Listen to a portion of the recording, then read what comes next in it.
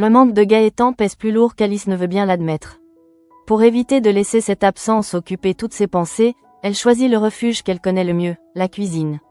Elle se remet donc derrière les fourneaux, décidée à travailler sans lui, comme si le rythme des gestes et la précision des préparations pouvaient temporairement combler le vide laissé par son absence. Stanislas et Angèle comprennent rapidement qu'Alice a surtout besoin de ne pas rester seule avec ses pensées. Ils lui proposent alors de remplacer Gaëtan et de devenir ses commis improvisés. Stanislas pousse même la plaisanterie jusqu'à lui proposer de servir de « rat de laboratoire ». Alice accepte, mais son attitude change presque aussitôt. Derrière les fourneaux, elle décide visiblement de ne faire aucun cadeau à ses nouveaux assistants. Les premières consignes tombent avec une rigueur inhabituelle. Alice corrige Stanislas, reprend Angèle et exige d'eux une précision presque militaire. Ceux qui espéraient simplement lui changer les idées découvrent une chef beaucoup plus sévère qu'ils ne l'imaginaient. Elle observe chaque geste, chaque hésitation, chaque détail susceptible d'être amélioré, sans laisser la moindre approximation passer. Son exigence finit rapidement par surprendre ses deux proches. C'est alors que Bakary arrive dans la cuisine et découvre Alice en plein travail. Contrairement à Stanislas et Angèle, qui viennent de subir plusieurs remarques particulièrement sèches, il se montre immédiatement impressionné. Il souligne sa précision tout en estimant qu'elle conserve malgré tout une certaine douceur. Leur compliment paraît presque ironique aux deux commis, qui viennent précisément d'expérimenter une facette nettement moins tendre de leur ami. Alice ne laisse cependant pas Bakary rester simple spectateur. Puisqu'il semble apprécier sa façon de diriger, elle l'intègre à son tour dans la brigade. Le jeune homme se retrouve ainsi entraîné dans cette séance improvisée aux côtés de Stanislas et Angèle. Pour Alice, cette multiplication des commis devient presque une expérience. Elle peut tester cette nouvelle posture qu'elle semble avoir décidé d'adopter pour ne plus être enfermée dans l'image qu'on lui renvoie. Lorsque vient le moment de goûter leur préparation, Alice se montre encore plus intraitable. Aucun des trois ne parvient à obtenir son approbation. Elle détecte immédiatement ce qui ne lui convient pas et refuse de valider les assiettes uniquement pour leur faire plaisir. Stanislas finit par réagir. Il lui demande clairement de se montrer moins méchante, surpris de voir jusqu'où elle est prête à pousser cette nouvelle manière de diriger. Mais loin de se vexer, Alice paraît presque satisfaite de cette remarque. C'était précisément ce qu'elle recherchait. Elle voulait devenir plus stricte, plus piquante, plus difficile à impressionner, en prenant directement exemple sur Emmanuel Tessier. Derrière cette volonté se cache pourtant une blessure beaucoup plus intime.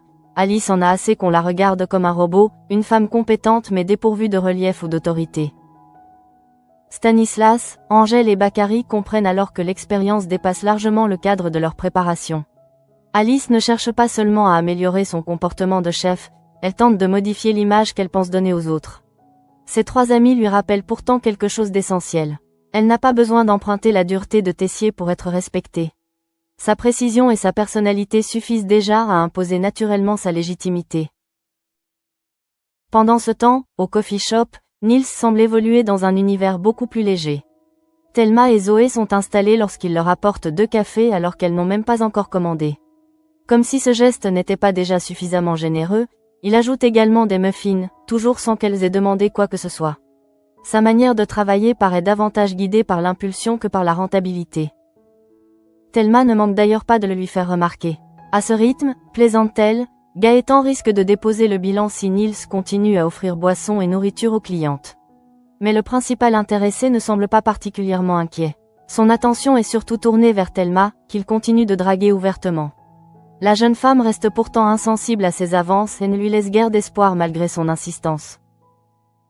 Cette désinvolture accompagne Nils jusque dans les cuisines du double A. Il y revient comme si rien ne s'était passé, alors que quelques jours auparavant, il avait tout simplement abandonné la brigade sans fournir la moindre explication. Une absence suffisamment importante pour que son retour ne puisse pas passer inaperçu. Pourtant, Nils semble convaincu qu'une justification improvisée suffira à effacer son comportement. Il affirme donc que son absence était liée à la mort de son chien. L'explication lui permet de détourner momentanément l'attention, mais ce qui se produit ensuite surprend davantage encore. Sans aucune gêne, Nils goûte les préparations réalisées par Hector et Maya. Puis, avec une assurance déconcertante, il commence à critiquer leurs recettes, comme si son statut lui permettait naturellement de donner son avis à 2 cuisiniers déjà en plein travail. Nils ne se contente pas de formuler une critique vague. Il suggère d'ajouter du gingembre et du sirop d'agave afin de rééquilibrer les préparations. Hector décide de prendre ses remarques au sérieux, et le résultat le surprend. Derrière l'attitude parfois agaçante de Niels se révèle soudain quelque chose de beaucoup plus difficile à ignorer, un véritable instinct gustatif, presque spontané, dont lui-même ne semble pas mesurer la valeur. La démonstration continue lorsque Niels fait goûter ses cocktails à Hector et Maya. Cette fois, le verdict est sans appel, les deux les trouvent excellents. Le problème apparaît immédiatement après. Les boissons sont tellement réussies qu'elles éclipsent les plats servis à côté, qui semblent presque fades en comparaison. Ce déséquilibre aurait pu vexer Hector, mais il choisit au contraire de s'intéresser davantage encore aux capacités inattendues du jeune homme. Hector demande alors à Niels s'il aurait également des idées capables d'améliorer ses recettes. Maya, elle, se montre nettement plus dubitative devant cette soudaine confiance accordée à quelqu'un qui venait encore récemment de laisser tomber la brigade. Pourtant, Hector ne semble plus voir seulement le garçon désinvolte du coffee shop. Il perçoit un potentiel culinaire que Niels, paradoxalement, paraît être le seul à ne pas prendre au sérieux. Plus tard, au coffee shop, Hector décide donc d'aller plus loin. Il propose directement à Niels de participer au concours d'entrée de l'école de cuisine. Pour lui, le jeune homme possède suffisamment d'instinct et de talent pour décrocher une place à l'institut. Une telle proposition pourrait bouleverser son avenir, mais Niels ne réagit pas avec l'enthousiasme attendu. L'idée de transformer ce talent naturel en véritable vocation semble presque le laisser indifférent. Alors que certains tentent ainsi de comprendre leur propre valeur, une inquiétude autrement plus grave continue de planer sur l'institut. Tessier, Clotilde et Marc apprennent qu'un serpent a été retrouvé dans les affaires de Bianca. L'incident ne peut plus être considéré comme une simple provocation. Chaque nouvelle menace semble repousser un peu plus loin les limites, donnant au harcèlement une dimension désormais ouvertement inquiétante. En fouillant l'institut et en cherchant à comprendre ce qui s'est passé, les trois professeurs découvrent surtout que Bianca a reçu une nouvelle menace. Des photographies prises à Calvière durant la nuit précédente lui ont été envoyées par SMS. Cette fois, le message est particulièrement clair. Celui qui la harcèle est toujours libre, toujours présent, et surtout suffisamment proche pour suivre chacun de ses déplacements sans être repéré. Le retour de Gary à l'institut ne suffit pas à calmer les tensions. Après sa garde à vue, il retrouve les lieux sous des regards chargés de méfiance, et Tessier ne lui laisse aucune possibilité de faire comme si rien ne s'était passé. Le directeur l'interroge avec une colère difficilement contenue, bien décidé à comprendre jusqu'où le jeune homme s'est laissé entraîner dans cette affaire. Gary tente d'expliquer sa position, mais Tessier n'est pas disposé à minimiser ce qu'il considère comme une faute grave. Anouk et Marc Leroy interviennent alors pour rappeler une réalité que le directeur ne peut pas totalement ignorer. Gary n'est pas seulement quelqu'un qui a commis une erreur. Lui aussi a été pris dans les filets du harceleur et manipulé par une situation devenue incontrôlable. Cette défense ne suffit toutefois pas à effacer les conséquences. Tessier choisit de lui laisser une dernière chance, mais l'avertissement est sans ambiguïté. Au moindre nouvel écart, Gary sera définitivement renvoyé de l'institut. En attendant, il devra également participer aux corvées de nettoyage, sanction concrète qui matérialise cette confiance désormais fragilisée et qu'il devra reconstruire s'il veut rester. Dans le même temps, Joséphine cherche enfin à obtenir des réponses de Lou. Elle ne comprend toujours pas pourquoi il a choisi de revenir vers elle alors qu'au fond, ses sentiments avaient déjà changé. La question n'a rien d'abstrait pour elle. Derrière ces quelques mots se concentrent les espoirs qu'elle avait recommencé à nourrir et la douleur de s'être rendu compte qu'il reposait sur quelque chose de faux. Lou ne cherche pas à se défendre. Il lui présente ses excuses et reconnaît le mal qu'il lui a fait. Il affirme qu'elle ne méritait pas ce qu'il lui a infligé et qu'il n'avait pas l'intention de la blesser. Mais pour Joséphine, ses regrets arrivent trop tard. L'intention ne change rien à la violence du résultat, ni à la manière dont cette histoire a atteint sa confiance. Sa réponse tombe alors avec une sincérité brutale. Personne ne l'a jamais autant fait souffrir. Face à cette phrase, Lou ne peut qu'encaisser. Il sait que ses hésitations, ses choix et ses contradictions ont laissé derrière eux des blessures profondes. Joséphine, elle, reste seule après leur échange, privée de cette illusion qu'elle pouvait encore entretenir sur leur histoire. C'est à ce moment-là qu'un détail attire son attention. Devant l'institut, une voiture rouge est garée. Rien ne semble, à première vue, distinguer ce véhicule d'un autre. Pourtant, dans le contexte actuel, chaque présence inhabituelle prend une importance particulière. Joséphine observe la voiture avec attention, et ce détail finit par réveiller en elle une intuition qu'elle ne peut plus écarter. Pendant ce temps, Bianca se confie à Ninon. Malgré toute l'attention qui l'entoure, une autre confusion continue de la travailler, Lou. Elle reconnaît qu'il l'énerve profondément, mais qu'en même temps elle reste incapable de se tenir vraiment loin de lui. Ses émotions paraissent avancer dans deux directions opposées, comme si la colère et l'attachement refusaient de se séparer. Ninon comprend ce trouble, mais elle porte elle-même sa propre colère. Elle en veut à Gary pour ce qu'il a fait avec ses photos intimes. Pour elle, la question dépasse largement ses motivations. Ces images lui appartenaient, et elle estime qu'elle seule devait décider de ce qu'il convenait d'en faire. Gary a pris une décision qui ne lui revenait pas, même s'il pensait peut-être agir pour une bonne raison.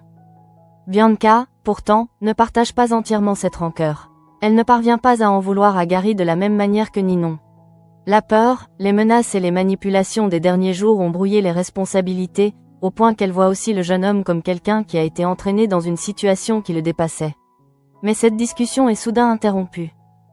Joséphine surgit avec une certitude nouvelle. Elle annonce à Bianca qu'elle sait désormais qui s'en prend à elle. La déclaration suffit à transformer immédiatement l'atmosphère. Jusqu'ici, les menaces avaient un visage invisible, une présence diffuse qui pouvait surgir partout. Pour la première fois, ce cauchemar semble pouvoir être associé à un nom précis, et donc peut-être enfin être affronté. Quelques instants plus tard, Bianca se retrouve face à Tessier et Anouk. Elle leur révèle l'identité de celui qu'elle pense responsable de tout ce harcèlement, Igor Monclar. Le nom n'est pas inconnu. Il s'agit du commis qui avait intégré l'équipe de Claire Guinaud pendant le championnat, un garçon avec lequel Bianca avait déjà eu un conflit suffisamment important pour laisser des traces. Bianca explique ce qui, selon elle, nourrit cette vengeance. Igor n'aurait jamais accepté d'avoir été humilié devant les autres. Le fait qu'elle l'ait affiché publiquement aurait créé chez lui un ressentiment qui l'aurait laissé grandir jusqu'à se transformer en obsession. Cette hypothèse donne soudain une cohérence glaçante à la succession de menaces, de provocations et d'actes destinés à lui faire peur. Tessier ne se laisse pourtant pas emporter par le soulagement d'avoir enfin un suspect. Il met immédiatement Bianca en garde. Savoir qui se cache derrière les menaces ne signifie pas que le danger est terminé. Au contraire, Igor peut très bien comprendre qu'il est soupçonné et devenir encore plus imprévisible. Il faut donc agir sans lui laisser le temps de reprendre l'avantage. Anouk propose alors une méthode plus risquée, mais potentiellement décisive. Plutôt que d'attendre une nouvelle attaque, elle suggère d'attirer Igor dans un piège. Elle peut lui faire croire qu'elle souhaite le rencontrer dans le cadre d'un entretien professionnel pour lui proposer un poste dans l'un de ses restaurants. L'occasion serait suffisamment séduisante pour le convaincre de venir sans méfiance. Tessier accepte le principe du plan, conscient qu'ils ont besoin de quelque chose de plus solide que de simples soupçons. Bianca comprend aussitôt ce que cela implique. Pour faire tomber Igor, elle devra probablement se confronter directement à lui, à celui qui la poursuit depuis plusieurs jours et qui connaît manifestement ses déplacements. Cette perspective ne peut que réveiller la peur accumulée.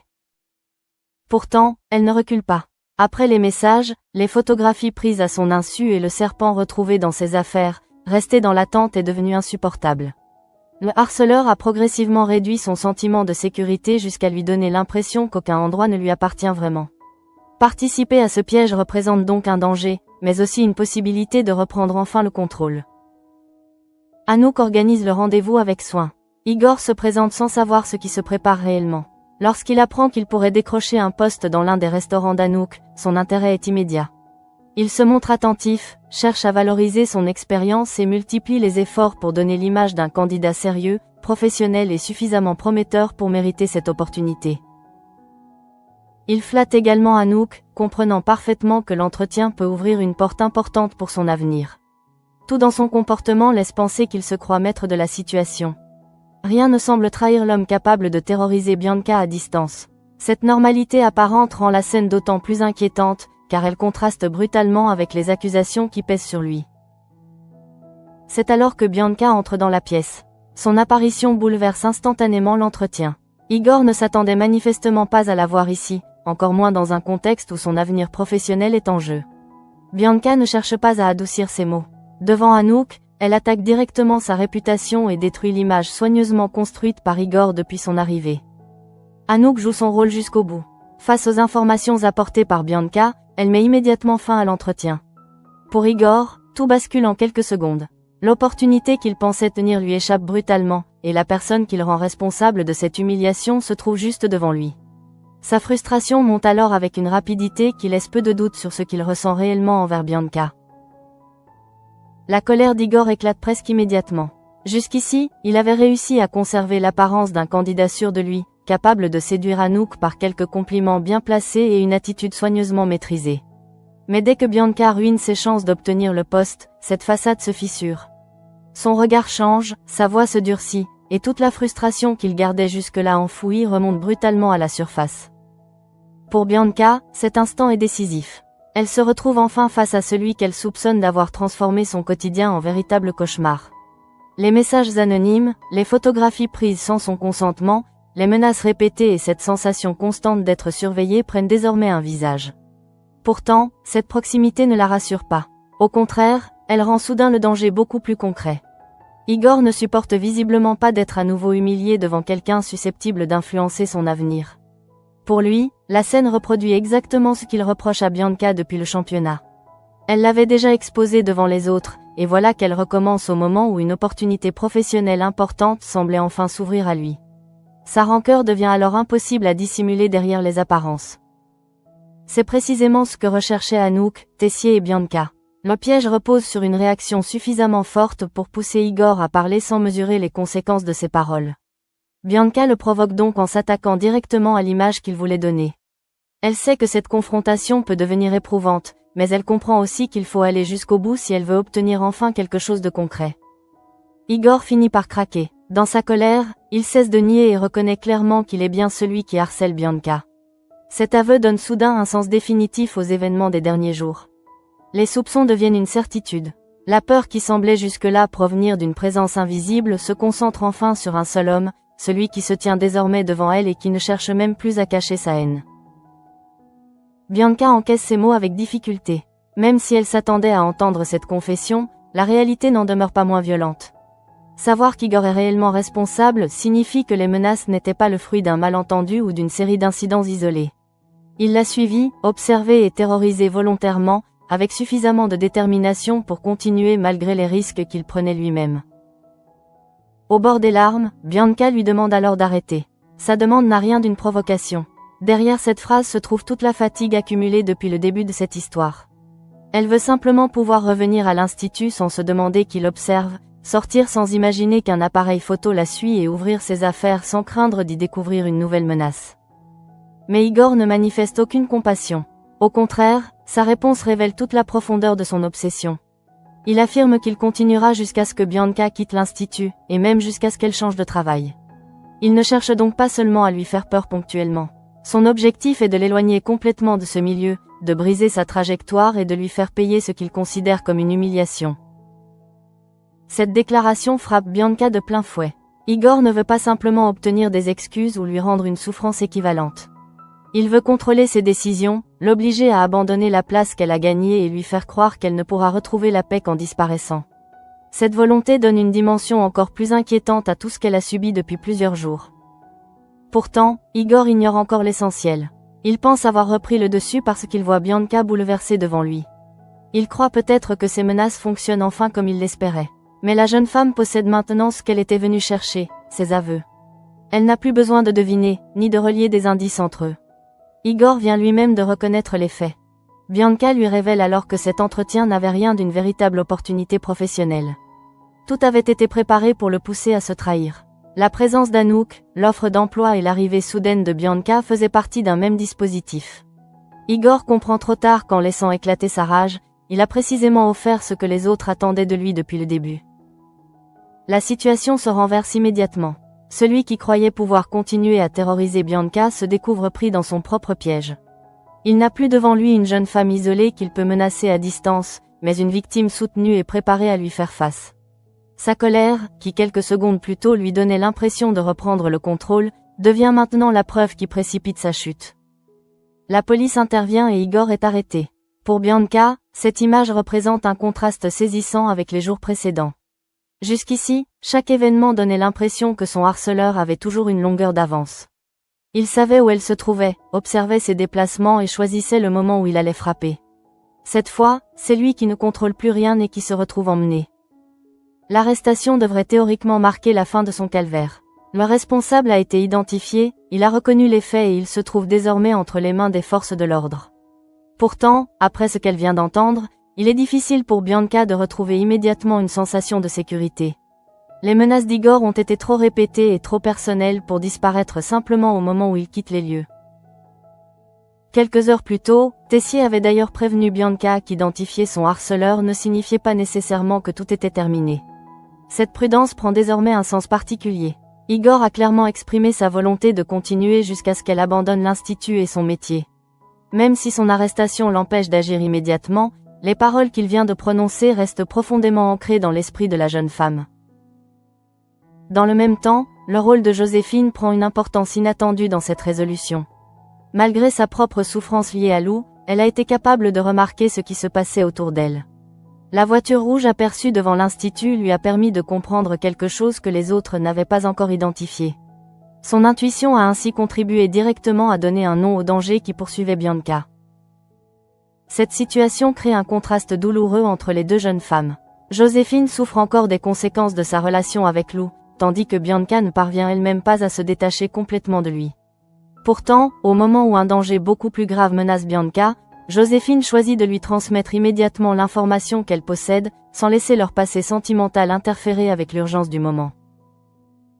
Lou, de son côté, reste prisonnier des blessures qu'il a provoquées. Ses excuses adressées à Joséphine témoignent d'une prise de conscience, mais elles ne peuvent effacer ce qui s'est passé. Lorsqu'elle lui affirme que personne ne l'a jamais autant fait souffrir, il comprend que les conséquences de ses choix dépassent largement ce qu'il avait peut-être imaginé au moment de revenir vers elle sans être certain de ses sentiments. Bianca se retrouve elle aussi dans une position émotionnelle contradictoire. Elle a reconnu auprès de Ninon qu'elle ne pouvait pas rester loin de Lou, même lorsqu'il l'énervait. Son arrestation du harceleur ne résout donc pas tout ce qui trouble sa vie. Elle met potentiellement fin à une menace extérieure, mais elle ne répond pas aux questions intimes qui continuent de la relier à un garçon dont les décisions ont déjà fait souffrir plusieurs personnes. À l'institut, cette journée laisse ainsi derrière elle plusieurs fractures très différentes. Gary tente de regagner une confiance presque perdue, Joséphine doit accepter que les excuses de Lou ne répareront pas immédiatement ses blessures, et Bianca découvre enfin la vérité sur celui qui la traquait. Chacun affronte à sa manière les conséquences de décisions prises dans la peur, la colère ou l'incertitude. Mais pour Bianca, une chose a profondément changé. Igor n'est plus une menace sans visage. Elle l'a affronté, l'a entendu avouer et a assisté à son arrestation. Après avoir été réduite pendant plusieurs jours à une position de victime constamment sur la défensive, elle a participé elle-même à sa chute. Reste désormais une question essentielle. Cette arrestation suffira-t-elle réellement à lui rendre la tranquillité qu'Igor lui avait volée? Après l'arrestation d'Igor, le silence qui retombe autour de Bianca paraît presque irréel. Pendant plusieurs jours, chaque instant avait été marqué par l'attente d'une nouvelle menace. Désormais, celui qui la suivait, la photographiait et cherchait à la pousser dehors a été identifié. Pourtant, son corps ne semble pas encore comprendre que le danger immédiat vient de s'éloigner. Les mots d'Igor continuent surtout de résonner dans son esprit. Il ne s'était pas contenté de reconnaître les faits. Il lui avait clairement annoncé qu'il voulait la voir quitter l'institut, abandonner son travail et disparaître du monde auquel elle tente de se faire une place. Cette volonté de destruction laisse une trace plus profonde qu'une simple peur ponctuelle. Bianca sait pourtant qu'elle a réussi quelque chose d'essentiel. Elle n'a pas seulement subi cette dernière confrontation. Elle a accepté de participer au plan d'Anouk, de revenir face à Igor et de provoquer l'aveu dont ils avaient besoin. Ce courage ne supprime pas la fragilité du moment, mais il lui rend une part du contrôle qu'elle avait progressivement perdu. Anouk peut elle aussi mesurer l'efficacité du piège. L'idée d'un faux entretien avait été risquée, car il fallait compter sur la réaction d'Igor sans savoir jusqu'où sa colère pourrait le pousser. Pourtant, il s'est trahi exactement au moment où son orgueil a été atteint. En croyant répondre à une nouvelle humiliation, il a finalement révélé tout ce qu'il cherchait à cacher. Tessier, de son côté, ne peut pas considérer l'affaire avec légèreté. Depuis le début, il sait que chaque nouveau geste du harceleur a marqué une escalade. Après les menaces sont venues les photographies, puis le serpent, puis cette obsession clairement exprimée de faire partir Bianca. L'arrestation d'Igor est une avancée décisive, mais elle ne suffit pas à effacer immédiatement les conséquences de ce qu'elle a subi. Pendant ce temps, Gary reste dans une position particulièrement inconfortable. Son retour à l'institut après sa garde à vue n'a rien d'un retour à la normale. L'avertissement de Tessier pèse sur lui, et les corvées de nettoyage lui rappellent concrètement qu'il a franchi une limite. Même s'il a lui aussi été victime du harceleur, cela ne signifie pas que ses propres décisions sont oubliées. Ninon, surtout, continue de voir les choses sous un autre angle. Sa colère contre Gary ne porte pas seulement sur les intentions du jeune homme, mais sur le fait qu'il a décidé à sa place concernant des images qui lui appartenaient. Pour elle, ce geste représente une atteinte directe à son choix. Le contexte explique peut-être son comportement, mais il ne lui donne pas automatiquement le droit de pardonner. Bianca ne ressent pourtant pas la même rancœur. Elle a vu à quel point cette histoire avait entraîné plusieurs personnes dans une mécanique qui dépassait parfois leur compréhension. Cela ne signifie pas qu'elle minimise ce qui s'est produit, mais son regard sur Gary reste moins dur. Cette différence entre les deux amis montre à quel point chacun vit les conséquences du harcèlement d'une manière différente. Dans un autre coin de l'institut, Joséphine doit elle aussi composer avec une douleur qui ne disparaît pas simplement parce qu'un autre drame vient d'être résolu. Sa conversation avec Lou a laissé une marque profonde. Elle avait besoin de comprendre pourquoi il était revenu vers elle alors qu'il ne l'aimait plus, mais la réponse ne pouvait de toute façon pas réparer les dégâts. Les excuses de Lou sont sincères, mais Joséphine ne peut pas les recevoir comme un remède immédiat. Lorsqu'elle lui rappelle que personne ne l'a jamais autant fait souffrir, elle met des mots sur une blessure qui dépasse largement une simple déception amoureuse. Elle a cru à une possibilité, puis a compris que cette possibilité reposait sur des sentiments qui n'étaient plus réellement là. Cette souffrance ne l'a pourtant pas empêché d'aider Bianca. En remarquant la voiture rouge devant l'institut, Joséphine a choisi de suivre son intuition plutôt que de rester enfermée dans ses propres problèmes. Son geste a finalement contribué à mettre Bianca sur la piste d'Igor. Dans une situation aussi tendue, ce choix prend une importance particulière. Bianca, de son côté, reste elle-même prisonnière d'une contradiction concernant Lou. Elle a confié à Ninon qu'il l'agace, qu'il la fatigue parfois par ses choix, mais qu'elle n'arrive malgré tout pas à rester loin de lui. Son attachement ne disparaît donc pas simplement parce qu'elle sait à quel point la situation entre eux est devenue compliquée. Cette tension sentimentale contraste avec la netteté de ce qui vient de se produire avec Igor. Avec le harceleur, la frontière est claire. Il l'a menacée, poursuivie et cherché à la faire partir. Avec Lou, tout est plus confus. Il y a la colère, la souffrance, les erreurs, mais aussi cette attraction qui continue d'exister malgré tout ce qu'ils ont traversé. Au même moment, Alice poursuit un tout autre combat, beaucoup plus intérieur. Sa tentative de devenir plus sévère n'était pas seulement une manière de s'occuper pendant l'absence de Gaëtan. Elle cherchait à corriger une image d'elle-même qu'elle ne supporte plus. Être perçue comme une personne froide ou mécanique finit par l'atteindre davantage qu'elle ne veut le montrer. C'est pour cette raison qu'elle a choisi Tessier comme modèle. À ses yeux, son autorité ne souffre d'aucune ambiguïté. Il peut être dur, piquant, parfois blessant, mais personne ne doute de sa place ni de son pouvoir. Alice a donc cru qu'en empruntant cette dureté, elle pourrait forcer les autres à la regarder autrement et enfin imposer une nouvelle perception d'elle-même. Stanislas, Angèle et Bakary lui renvoient cependant une autre vérité. Ils ne lui reprochent pas de manquer d'autorité. Ce qui les déstabilise, au contraire, c'est de la voir jouer un rôle qui ne lui ressemble pas vraiment. Elle peut être précise, exigeante et professionnelle sans transformer chaque remarque en attaque. Pour eux, son respect ne dépend pas d'une imitation de Tessier. Cette prise de conscience est importante parce qu'elle touche exactement au doute qui pousse Alice à se transformer. Elle pense devoir devenir autre chose pour être prise au sérieux, alors que ses proches lui montrent qu'elle possède déjà les qualités nécessaires. Sa rigueur naturelle, sa maîtrise et même sa douceur peuvent former une autorité différente, mais pas moins légitime. Niels, à l'inverse, ne semble souffrir d'aucun manque de confiance. Le problème serait plutôt qu'il ne mesure pas la valeur de ce qu'il sait faire. Lorsqu'il critique les préparations d'Hector et Maya, il agit avec une spontanéité presque insolente. Pourtant, ses propositions fonctionnent. Son instinct transforme les recettes sans qu'il ait besoin d'hésiter longuement. Hector ne peut donc plus considérer cette réussite comme un simple hasard. Les cocktails de Niels confirment ce qu'il avait déjà perçu dans ses remarques culinaires. Le jeune homme possède une sensibilité gustative réelle, capable de détecter un déséquilibre et de proposer immédiatement une solution. Ce talent apparaît d'autant plus étonnant que Niels lui-même ne semble pas en faire quelque chose de particulièrement exceptionnel. Maya reste plus prudente. Elle n'oublie pas que Niels avait disparu de la brigade sans prévenir et qu'il revient avec une excuse difficile à vérifier. Le voir soudain devenir une sorte de référence pour Hector ne peut donc que susciter son scepticisme. Elle reconnaît la qualité de ses cocktails, mais cela ne suffit pas à effacer ses doutes sur son sérieux. Hector, pourtant, choisit de se concentrer sur le potentiel. En lui proposant de passer le concours d'entrée, il ne lui offre pas seulement une possibilité scolaire. Il lui montre qu'un talent qu'il considère presque comme un jeu pourrait devenir quelque chose de concret. Là encore, le contraste est frappant. Certains se battent pour prouver leur valeur, tandis que Niels semble ne même pas savoir qu'il en possède autant. Cette proposition laisse donc une question ouverte. Niels pourrait tenter sa chance et découvrir ce que son instinct vaut réellement dans le cadre exigeant de l'Institut. Mais son manque d'enthousiasme montre qu'il n'a pas encore décidé de donner un sens à ce talent. Pour l'instant, il semble plus à l'aise derrière un comptoir, entre cocktails et plaisanteries, qu'au cœur d'un véritable parcours de cuisine.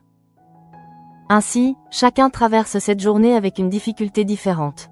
Alice cherche à comprendre qui elle doit être pour être respectée. Niels ne comprend pas encore ce qu'il pourrait devenir. Gary doit réparer les conséquences de ses choix. Joséphine essaie de vivre avec une blessure sentimentale profonde. Et Bianca, après avoir affronté enfin son harceleur, doit maintenant apprendre à croire que la menace peut réellement s'arrêter. À la fin de cette journée, plusieurs trajectoires semblent ainsi atteindre un point de bascule. Pour Alice, ce sont les paroles de Stanislas, Angèle et Bakary qui résonnent le plus fortement. Elle voulait devenir plus tranchante pour ne plus être perçue comme une personne froide et mécanique. Pourtant, ses proches lui ont montré qu'en cherchant à combattre cette image, elle risquait surtout de s'éloigner de ce qui fait sa singularité. L'absence de Gaëtan reste évidemment présente derrière cette expérience. C'est précisément parce qu'il lui manque qu'Alice s'est réfugiée dans la cuisine, transformant ce vide affectif en besoin d'action. Mais en voulant remplir ce silence, elle a aussi laissé remonter une frustration plus ancienne, celle de ne pas toujours savoir comment les autres la perçoivent, ni comment imposer son autorité sans donner l'impression de simplement appliquer des règles. Tessier représentait donc pour elle une réponse facile. Sa dureté ne laisse aucune place au doute, et personne ne conteste longtemps ses exigences lorsqu'il entre dans une cuisine. Alice a essayé de reproduire cette attitude, jusqu'à devenir volontairement désagréable avec ceux qui étaient venus l'aider. Mais le résultat lui révèle finalement quelque chose de plus précieux qu'une simple technique de management, elle n'a pas besoin de devenir Tessier. Stanislas, Angèle et Bakary l'ont supporté suffisamment longtemps pour comprendre ce qu'elle cherchait à faire. Il ne lui demande pas de renoncer à l'exigence, ni de devenir moins précise. Il lui rappelle seulement que le respect ne se construit pas forcément par la peur ou par des remarques piquantes. Alice peut diriger autrement, avec cette rigueur calme qui lui appartient déjà et qu'elle semblait soudain considérer comme une faiblesse. Niels se trouve presque dans la situation inverse. Là où Alice analyse trop l'image qu'elle renvoie, lui paraît à peine réfléchir à celle qu'il donne. Il offre des cafés et des muffins sans se soucier des conséquences, drague Thelma malgré ses refus et revient au double avec une excuse improvisée après avoir disparu de la brigade. Toucher lui donne l'impression d'une légèreté difficile à concilier avec la discipline de l'institut. Pourtant, c'est précisément derrière cette désinvolture qu'Hector découvre quelque chose d'exceptionnel. Niels goûte, comprend et corrige presque naturellement. Il n'a pas besoin d'une longue démonstration pour identifier ce qui manque aux recettes. Une touche de gingembre, un peu de sirop d'agave, et l'équilibre change. Ces cocktails confirment ensuite cette intuition au point de mettre les plats eux-mêmes en difficulté. Hector comprend alors que ce garçon qui semble prendre si peu de choses au sérieux possède peut-être une qualité qu'on ne peut pas simplement apprendre dans les livres. Son palais, son intuition et sa créativité forment une base suffisamment solide pour justifier une tentative au concours d'entrée. La proposition est importante, car elle pourrait ouvrir à Niels une voie qu'il n'avait jamais envisagée comme un véritable avenir. Mais Niels ne manifeste toujours pas l'enthousiasme que l'on pourrait attendre. Il semble presque étranger à l'idée que son talent puisse mériter une place à l'Institut. Là où d'autres candidats seraient prêts à tout pour obtenir une telle opportunité, lui paraît hésiter entre la cuisine et cette vie plus libre qu'il mène derrière les cocktails. Hector voit une vocation possible, Niels, pour l'instant, ne voit peut-être qu'un jeu. Dans le même temps, l'histoire de Bianca laisse une impression beaucoup plus lourde. Le piège tendu à Igor a fonctionné exactement comme Anouk l'espérait.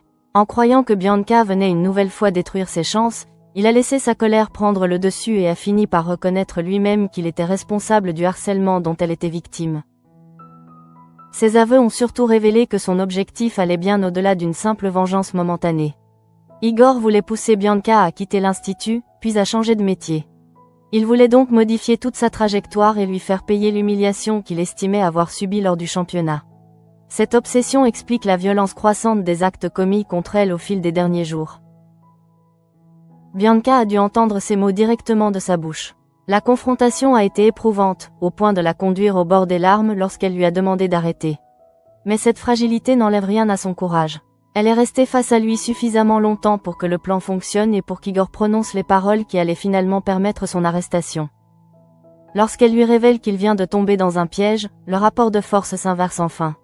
Jusqu'ici, Igor contrôlait les moments où il apparaissait dans sa vie. Il pouvait envoyer un message, suivre ses déplacements ou déposer une menace sans jamais se montrer. Cette fois, Bianca connaissait le terrain sur lequel il avançait, tandis que lui ignorait complètement ce qui l'attendait. La police intervient et met fin à la confrontation.